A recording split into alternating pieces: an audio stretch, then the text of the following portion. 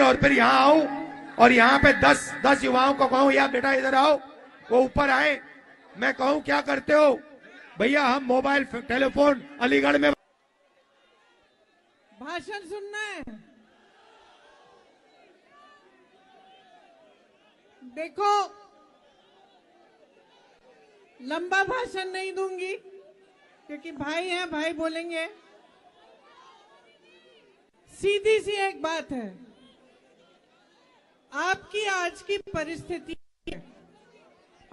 और क्या आप देश की राजनीति को गहराई में समझ पा रहे हैं या नहीं समझ पा रहे हैं?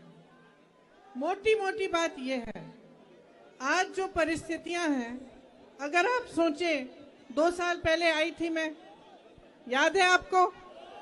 यहाँ पे बहुत हुजूम था उस दिन, रात का समय था, आप सब आए थे मुझसे मिलने के लिए। उसके बाद यहाँ पे प्रदेश की भाजपा की सरकार बनी, पहले से चल रही थी 5 सालों से, 10 साल से केंद्र में भाजपा की सरकार चल रही है।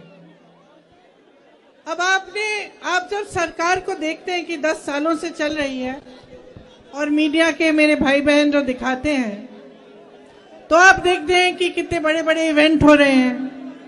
G20 हुआ कि नहीं हुआ? सबने कहा देश का मान सम्मान बढ़ रहा है इससे, और तरह तरह के इवेंट होते रहते हैं जिससे कहते हैं कि देश का मान सम्मान जुड़ रहा है और बन रहा है। ठीक है, हम भी देशवासी हैं, हम भी खुश होते हैं जब भी ऐसा कुछ होता है, लेकिन मैं पूछना चाहती हूं, क्या देश का मान सम्मान, यहाँ जो खड़े नौजवान बच्चे हैं, जो हमारे पुलिस वाले यहाँ तैनात हैं, जो स्टूडेंट्स हैं, इनसे नहीं जुड़ा है? क्या देश का मान सम्मान आपकी महत्वाकांक्षाओं से, उम्मीदों से नहीं जुड़ा है? आपको रोजगार नहीं मिलना चाहिए? जब आपका मान सम्मान बढ़ेगा तभी देश का मान सम्मान बढ़ेगा। आप चाहे अग्निवीर को देखिए, इतने सारे बच्चे गांव-गांव में यूपी में वर्जिश करते हैं, तैयारी करते हैं सेना के लिए। जब एक जमाने में एक ऐसी सरकार थी जो आपकी महत्वाकांक्षाओं को, आपकी आशाओं को, आपकी उम्मीदों को आगे बढ़ाती थी, तब आपको सेना के जरिए रोजगार मिलता था। आज क्या हुआ है? अग्निवीर ले आए ना, वहां पे आपको रोजगार मिल रहा है। जहां PSUs में रोजगार मिलता था, वहां आप देखिए बड़े बड़े PSO बेच चुके हैं, अडानी जी को दे चुके हैं। तो जो गरीब तबका है, जो आम जनता है, उसका क्या फायदा हो रहा है? गहराई में ये सवाल आप समझो और पूछो। देखो, नौजवानों के लिए रोजगार नहीं है, किसान तब भी सड़क पे बैठा था, आज भी सड़क पे बैठा है।